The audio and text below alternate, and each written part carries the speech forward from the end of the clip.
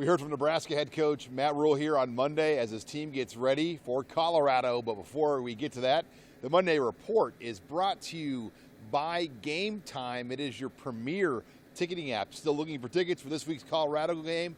Download the Game Time app. You want tickets to any other sporting event, concerts, Game Time is the place to get it done. And we've got a special promo for our On3 viewers and listeners here. Use the promo code ON3 and they will give you $20 off at Game Time. Terms apply. All right, back to head coach Matt Rhule as he gets ready for the Buffaloes. And he got his first taste of this rivalry a year ago. Oh, yeah, my wife and I, we went skiing this year in Beaver Creek, and just we were kind of sent the kids up, and we met some friends, and we were sitting down, like, hanging out, and this young lady walked up to me. She said, are you Coach Rhule from the Huskers? And I was like, oh, I thought I was a Husker fan. I said, yeah. And she said something to me I can't repeat it out loud. And her boyfriend was like, oh, sorry, Coach. I was like, nah, hey, this is what's great about college football, right? We love rivalries. We love all of that. And so this is a long-established rivalry. And I think it's great for the game. I think it's great for us. It's great for our university. You know, people all across the country are going to tune in this week to see this football game, and they'll see our fan base. They'll see the class with which we play. They'll see two great teams compete. They'll see our campus. You have enough games like this, and applications start to go up, and admissions start to go up, and good things start to happen. You know, watching the game last week, look that's happened at Colorado. So I think the rivalry's great. And yes, you know, as we went through this process, as I was showing my family Nebraska, I was showing them, those games. Like, you get on YouTube, the algorithm starts sending those things. So we were watching all these old games, and so it was a great rivalry that I grew up on, and it's a lot of those rivalries are dead now. So it's great to play it. As for the week itself, it's going to be an unbelievable atmosphere with a night game inside Memorial Stadium. That night game we had last year, we were 0-2. Like I said, I'm from Philly. Like, I expected to show up and get booed as I walked out on the field. Like kind of how things roll where I'm from. And we were 0-2, and that was the night game, right? Northern Illinois. And I'm one of those guys. Like, I'm like, can we stop playing this sound? It's so loud. I want to talk. The light show went off for the drone show. I thought it was phenomenal. So I think it'll be great. Again, there's a reason why you want to play rivalry games, historic rivalries, is because the people from Colorado can come on over, right? Like last year we had a good contingent there.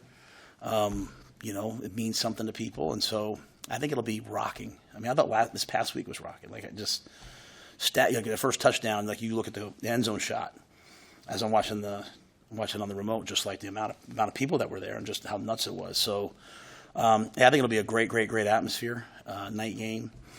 People have all day to kind of get themselves ready for the game, and it should be loud, and it should be a home field advantage. It was loud there last year. It should be a home field advantage. Like I said, Sunday, let's all be Nebraska nights on Sunday. You know what I'm saying? But it should be a loud, raucous atmosphere. And it was back to work, though, for Nebraska here on Monday as they practice. And, getting a win under their belt in week one was big. And now, as Matt Rhule said, it's about how this team responds to winning. I think we've been great. Like, this team's been – it's an older veteran team, right, for the most part, and they've been through a lot. And, they understand that the process works. Like, there's nothing scientific about what we do. Like, you show up each week, you prepare, you practice, you go to meetings, you're coachable, you take care of your body, you lift, you hydrate, you sleep.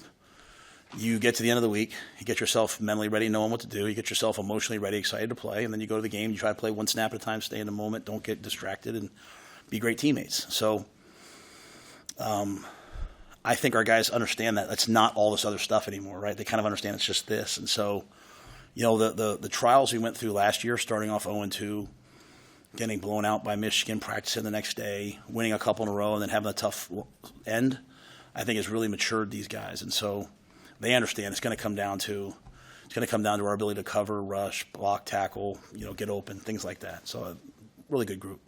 Quarterback Dylan Raiola was named the Big Ten Freshman of the Week for his performance against UTEP, and Rhule said he liked everything he saw from his talented freshman. I think Dylan played really well. I thought he played a complete game. Thought he did a good job in the run game. Thought he did a good job in the checks game. I thought there were a couple communication things just in general. Whether it was the headset kind of being hard to hear, whether it was checks getting out to the receivers or the right check. There was a couple of small things, but not much.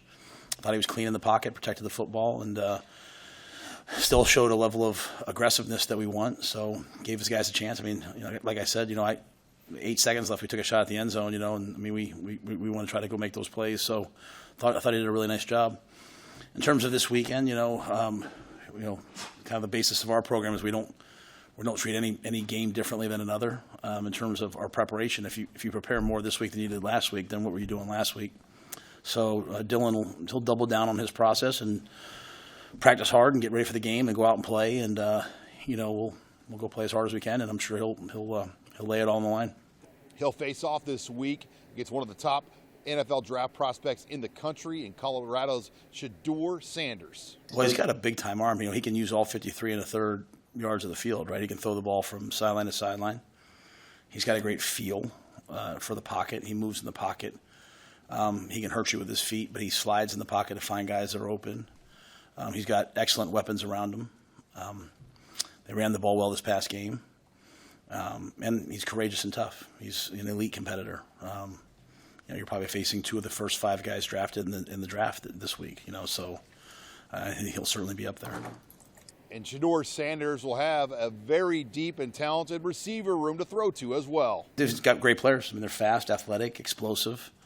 To me, 5 is a difference maker. Obviously, 12, Travis is playing both ways, which is amazing. But to me, 5, he dominates the middle of the field. And they brought in, 10 from FAU who, had a ton of catches, and he's excellent, and 14 has a bunch of catches. So you have a quarterback who can make all the throws. So they can spread you out, open up the run game, utilize the receivers in the RPO game. So when you try to pressure, they always have answers. And they've got guys who can, everyone thinks of speed is running this way. These guys can run across the field and run away from man coverage. So, they're excellent players. And finally, 107 different players got into the game for Nebraska. And Matt Rule said if he can do that, he'll always want to take advantage of those opportunities. It's always one of my goals every year is to make sure everyone who can play plays. And so, I think it builds, it builds a sense of, hey, I can do this for some guys. Like they get in there and they're like, oh, I'm a much better player than I thought.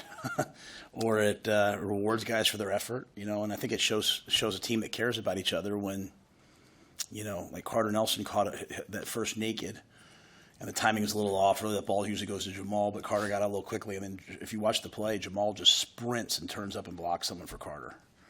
And then he goes over and kind of celebrates with him. And it was like, as I said to the team, it's so much easier in my job when I can show what it looks like to be a great teammate. So when the guys at halftime made a decision to come out and play really well early on and get those other guys in, and I don't know that I've ever done it with 5 minutes left in the third quarter, put all the 2s in, but I thought it was really important for the development of our team that a lot of those guys get a chance to play. When you have you have a chance to put Heinrich in. He's a starting caliber quarterback, right? So you saw, it was an 87-yard drive that he led.